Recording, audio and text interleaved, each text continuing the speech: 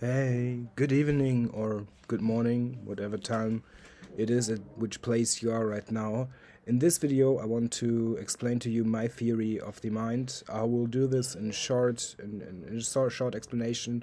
It's my own theory that I came up with. I wrote it down in a book that's sadly all German until now, but you can download it and translate it with Google Translator. Maybe it works if you want to read it. But now let's just get into the video. So basically, my theory consists about two main themes, which one is the mind and the other is the stream of thought or thoughts. The mind is what is conscious of its actions and itself. So, which basically means the mind knows what it is, who it is, and it's always itself, and gains this conscious by an indifference in itself. So, for example, if it has the first thought, I am, and the second thought, I could be, for example, a mind, then it already has two competing thoughts, and therefore it has a consciousness that can value its own actions against each other and not just is determined by the environment. All thoughts are other thoughts than what is actions of itself and what it is of itself are the stream of thoughts, and even these thoughts are incorporated into the stream of thoughts. So all thoughts that we think are the stream of thought, and it all comes into our brain, into our mind, and we just select from the stream of thought what we want to think and what we want to act on. So all of this is watched by the mind, the stream of thought. There is no it, and there is a self, which I will explain right now in a couple of minutes. But yeah, it's all watched by the mind. The whole stream of thought is all watched by the mind. It's monitored by it, and according to its benefits to solve problems of these thoughts, the mind chooses its actions. So the mind is always confronted with the problem of solving a problem, because it always has a problem.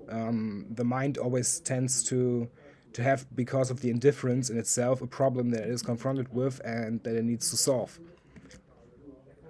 Therefore, it emerges the self. The self is the mind that uses its actions to preserve itself. So the self is mind, and the mind is self, but the mind overviews the stream of thoughts.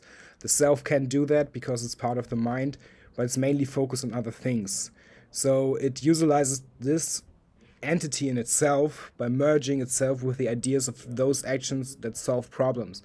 So if the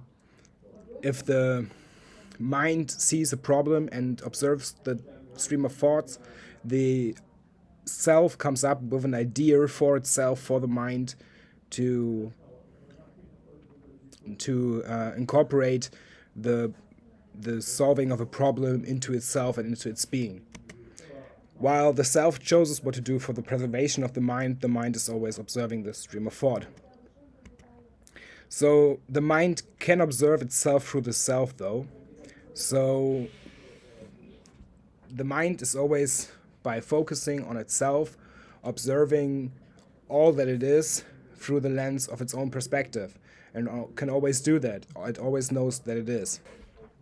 So by monitoring its choices to the stream of thought, the mind can even better observe itself according to the self measured by the stream of thought. So if there are a lot of thoughts, then the self can choose which thoughts are already categorized into itself, and therefore more easily preserve the mind.